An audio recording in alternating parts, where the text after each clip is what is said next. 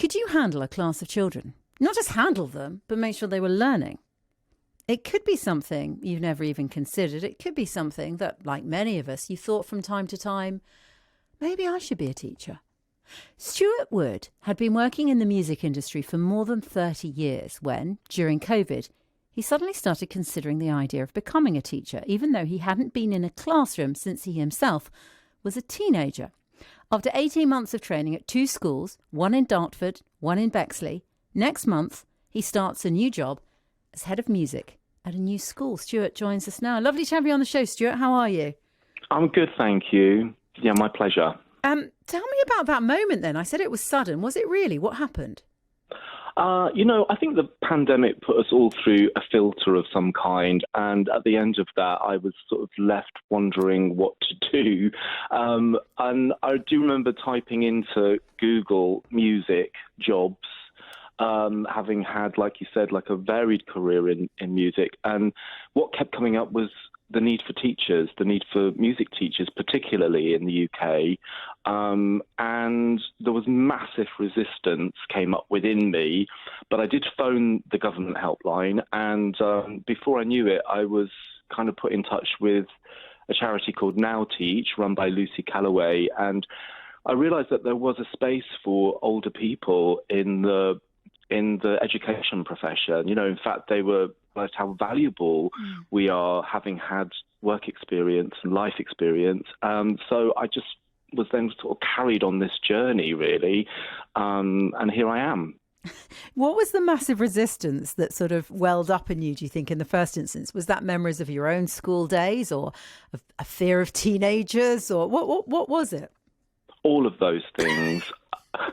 I think the idea of, because I have friends who are teachers, and so, and I understood that it was my own personal resistance. On a more lateral thinking, it was a fantastic idea and a great thing to do, to sort of, in a way, not to sound too grand about it, but, I'm now in my late 50s and having had quite a charmed life, really, working in music. I thought, what a great way to repay my debt of gratitude to my country and my parents. It was that big, because I think it has to be to get you into that classroom. And teachers train in school now, so you're literally in a classroom from day one with a mentor who is this fantastic music teacher in Dartford, Kent, who kind of, showed me that path, really. I love the nobility of it. I agree with it. You kind of have to have that if you're going to go through with this, because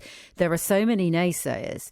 And it might be becoming obvious that I speak as somebody who has considered this myself, is that, and over the last year or so, I was put on notice of redundancy, as were all BBC local radio presenters towards the end of last year. And we all had to think, okay, if I'm not going to have a job in this sector any longer, what am I going to do? And on some of my days off, I went and spent days in schools, and I was kind of charmed and horrified in equal measure, and completely blown away by the brilliance of the staff there.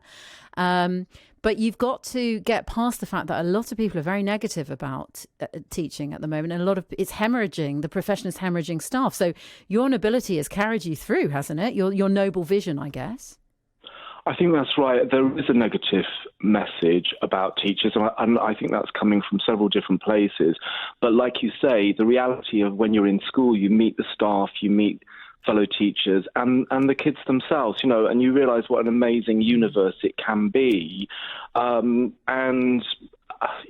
think it's just getting over for me, it was sort of getting out of my way all that negative messaging, which is only increasing, because let's face it, a lot of young people, where they get their information from now isn't necessarily their teacher at school. They've got so many avenues of information that, to be a teacher at this time is very different to how it was when I was a student. But at the same time, I think we have to then find our place in that education. And for me, it was being living proof of how music is used in the outside world. The fact that music, I think, in school can sometimes be very curriculum, the kids having to know the dots and not being able to do music unless they can read music. And I just sort of felt that maybe there's something else that young people can be learning about music, and the fact that the UK is the second biggest producer of music in the world.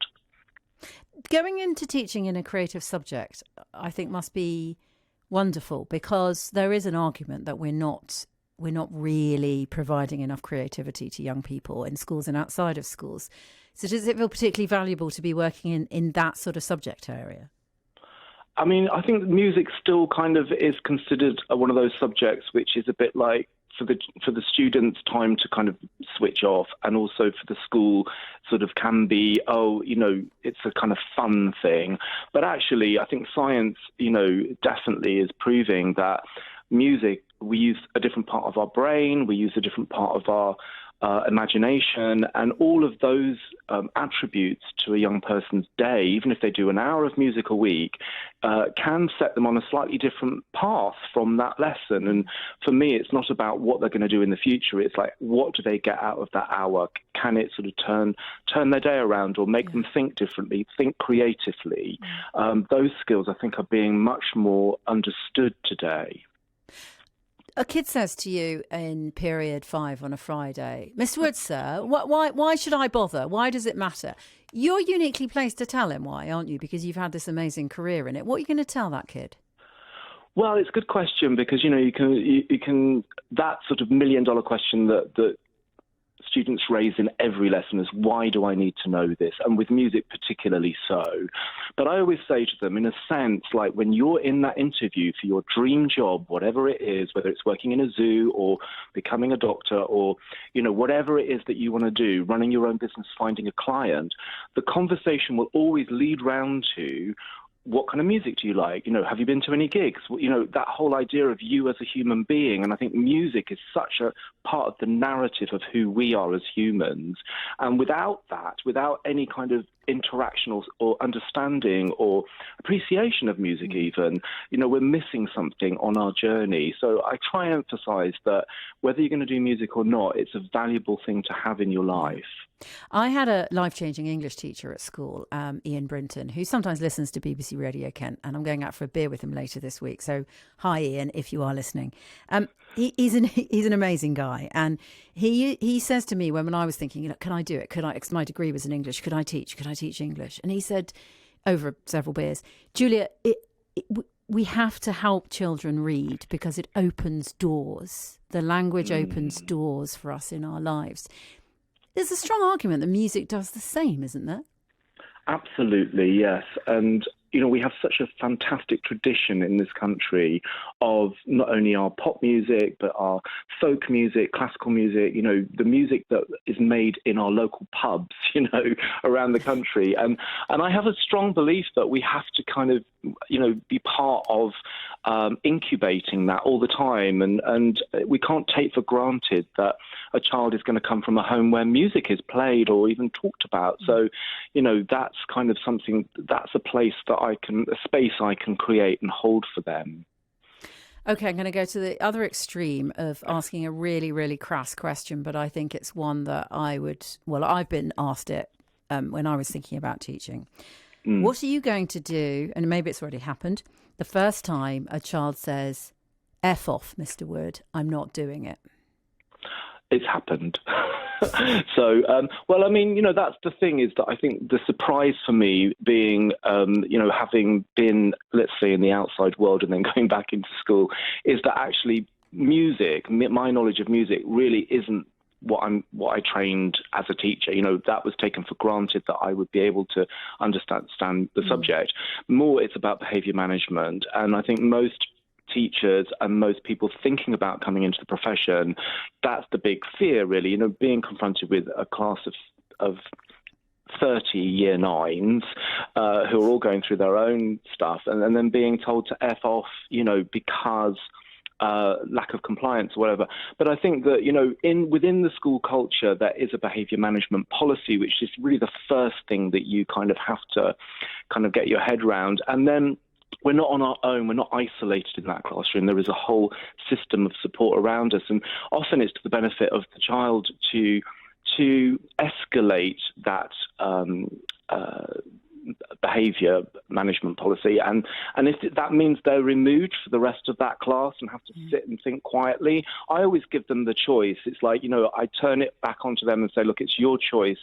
If you can't behave, or if you think that using that kind of language towards a teacher is appropriate, then perhaps you need some time to have a think, and recognizing that they're children ultimately, that I'm the adult in the room, and it's hard not to take it personally. But I think that's where, in a way, what I've understood through my training, it's like, it's actually training me to sort of overcome my own inner teenager, to actually become the teacher and parent of my own angry teenager, because he is still very much there. So I think going back into the classroom can be very triggering if you haven't fully dealt with that part of yourself. But teaching and training to be a teacher definitely kind of in a way is the cure in some ways. 3 weeks and counting till term starts, I think. Oh, I'm not even thinking about it. To be honest, I'm going into school tomorrow. I know that sounds like glutton for punishment, but my nephew has just finished his A-level music technology, and so he's like a massively valuable asset in my life because, and so he's coming up tomorrow. We're going to go into the music department because there wasn't a music teacher in this school for almost a year. So there's quite a bit of sorting out to do and stuff, and so he's going to come and help me, and I'm going to definitely be picking his brains about what did you do in year 8, and stuff. As much as I've got my curriculum sort of there, it'd be great to have his knowledge. It's a two-way street being a teacher with young people, finding out what they want. Did you teach him? I mean, even if informally, for practice? Well, my family's quite musical. So, I mean, from the day he was born, his dad's, very musical, and we're all quite musical. So he definitely, got the musical gene just by being in our family and, playing the piano at Christmas and whatever it was. So I don't know whether I can say I taught him, but I definitely have involved him in, my musical journey as he has in me in his. Good luck. I have this sense of that you're going to smash it. You're an absolute joy, and I'm really excited for you, and I hope it's everything you want it to be, Stuart. Oh, thanks, Julia. Yes, and I mean, it doesn't have to be the extreme of 1 to 10. I think if people are interested in teaching, I think there's always chances for wherever you're at in your life to kind of, make a contribution there somehow. So I think teaching will change over the next few years, and we're so valuable, older people, to be part of that change. Thanks so much for sharing your story with us. Stuart Wood, who's been working in the music industry for more than 30 years. And now he's going to go and run a music department. Big change. Very impressive, isn't he? I'd love him to be teaching my kids. You'd have loved to teach like that when you were a kid, wouldn't you? 11:25. This is BBC Radio Kent.